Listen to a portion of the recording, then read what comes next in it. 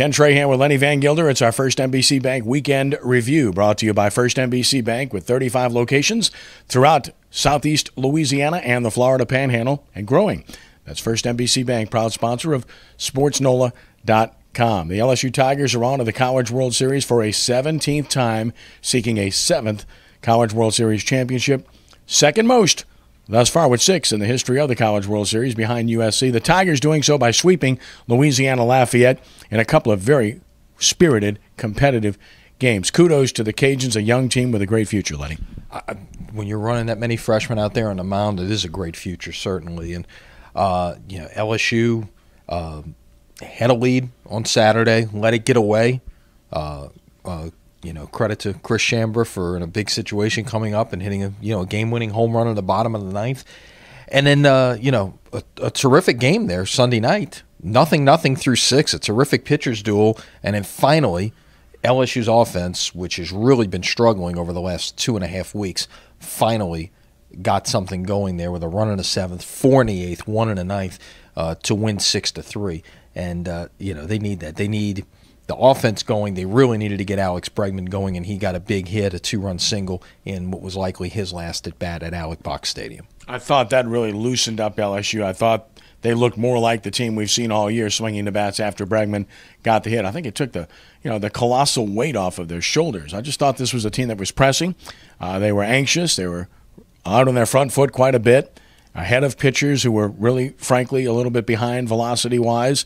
Give enormous credit to Louisiana Lafayette pitchers, but I thought LSU finally won because basically it was talent winning out. I agree. And, the better team prevailed, and now one advantage that LSU gets here is everybody else on their side of the bracket has to play on Monday, so they get an extra day of rest as compared to everyone else before they start playing in the College World Series. Next Sunday, they'll play either TCU or Texas A&M in the opening round. TCU, Texas A&M playing Monday night in Game 3 of their series. So, if it ends up being A&M winning on the road, it's certainly a team that they are more than familiar with. And let's see how this thing plays out here at the, over the final day of the Super Regionals, or perhaps 2, depending on weather, but could be 5 SEC teams in Omaha. And with the format in Omaha, as you know if you follow it, if you've got 2 really good starting pitchers, you can steal it with 2 starting pitchers, but you've got to stay in the winner's bracket to be able to do that. And where LSU is concerned, they've got to play the short game better. If Bregman gets on, which he didn't, Stevenson gets on, Laird gets on, they can run people out the building and create opportunities. But a case in point, Jared Foster in a key situation in a 1-run game, called upon to bunt. He takes 2 strikes on breaking balls, an easy pitch to bunt. And then, of course, doesn't get the man advanced. And, those are the kind of things when you get to Omaha that you must do. Yeah, and look, this is a team that since they won a national championship in 2009 has not won a game in Omaha. So none of the guys on this roster, you got a lot of guys that haven't been there before, but nobody on this roster has had any kind of success in Omaha. And I think it's imperative to get off to a good start on Sunday, whoever that may be against. It will almost certainly be Lang on the mound in the opener. Although, look, credit to Jared Poche, who was really struggling at the end of the regular season, and he has been huge here in the NCAA tournament with a pair of outstanding starts for the Lutcher native. Yeah, he's been very good. And LSU, from Rosenblatt Stadium to TD Ameritrade, it's a totally different animal. LSU really favorable where Rosenblatt was concerned, not so at TD Ameritrade. But we'll see how they handle it because they have the capability of winning it all if they play to their potential. Elsewhere in sports, an interesting weekend really on a national basis because there were a whole bunch of big stories. Internationally, hey, how about soccer? Barcelona, of course, winning the Champions League. Kudos to them. We got our soccer mention in. And then, of course, where the NBA is concerned, what a remarkable victory for the Cleveland Cavaliers. 2 straight overtime games. And they deserved to win this game. They were the better team throughout. It would have been a shame if they didn't win, and I have no dog in the fight. But the bottom line is that they deserved to win that game. I thought there were a couple of crucial non-calls where LeBron James got absolutely hammered, and there were no calls. And J.R. Smith did everything he could to lose for Cleveland, but somehow that doesn't surprise us. Yeah, by the way, one of those non-calls on LeBron, he walked, and they didn't call it either. So he changed pivot feet twice over the course of the play, and it didn't get called. Honestly, I did not see the whole game last night, but I did see, towards the end, it was bad basketball. And I think that was what Cleveland needed to do, is make it ugly without Kyrie Irving to give themselves a chance to be in this series, and now they've stolen home court. I really don't think they're going to win all 3 games at home. I think Golden State recaptures home court here at some point, but a lot of people were talking after Irving got hurt in overtime of Game 1 that we were going to be dealing with a 4-game sweep here. Well, that's certainly not the case. Well, you cannot expect Curry to have that bad a shooting game again moving forward, but let me tell you something. The unsung hero is Dellavedova. This little guy is tough as nails. He not only came through offensively with huge plays, but he came through on the defensive end. He came up big. How about the offensive board he got there in overtime? That kid's remarkable. He's tough, and every team needs a guy like that. A guy you can count on off the bench that's tough, that's going to give you good minutes. Well, he's done it in every series for them. He's really come up big. Yeah, now he's got to play a bigger role with Irving out, but when he was on the floor, Curry didn't make a shot, didn't score a point. When he was guarding Curry, I should say. Yeah. And that's, that's all you need to know right there. Will he do that again? Will Curry be that bad? I don't think so. But still, if he can give you that kind of defensive presence in there, that's a huge bonus. Unbelievable weekend for horse racing. American Pharoah wins the Triple Crown, first time since affirmed in 1978. Easily the best horse.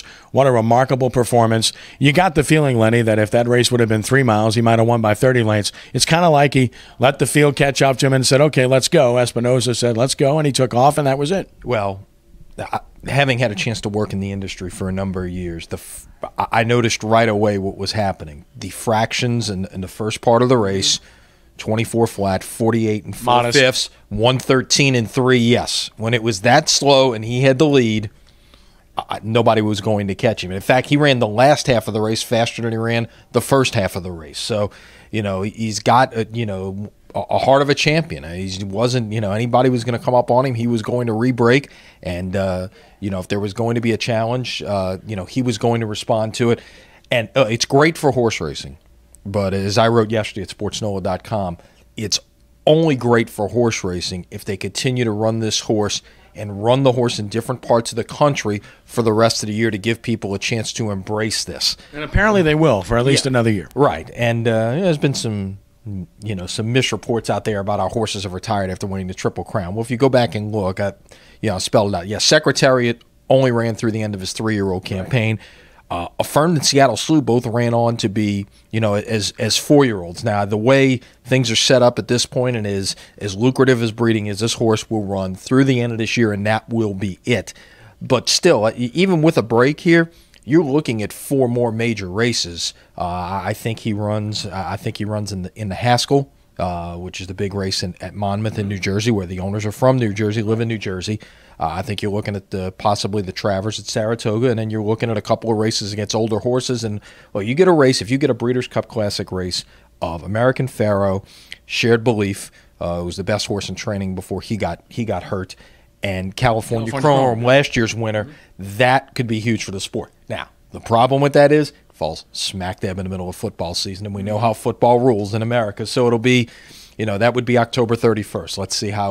Let's see what kind of response racing gets in that situation. Yeah, and that's really what happened this past weekend, because internationally the big story was the Champions League, of course, with Barcelona winning. And on a United States basis, well, you had a number of things going on around the country that certainly stole the spotlight, from the NHL Stanley Cup Championship to the NBA Finals, and, of course, the French Open as well, which, by the way, Serena Williams wins her 20th major, 3rd all-time, and she's making the case, as I wrote this morning at SportsNOLA.com, for being the best player ever. Look, Martina Navratilova has won 100 more titles than Serena's won individual titles. But majors, Serena's won more.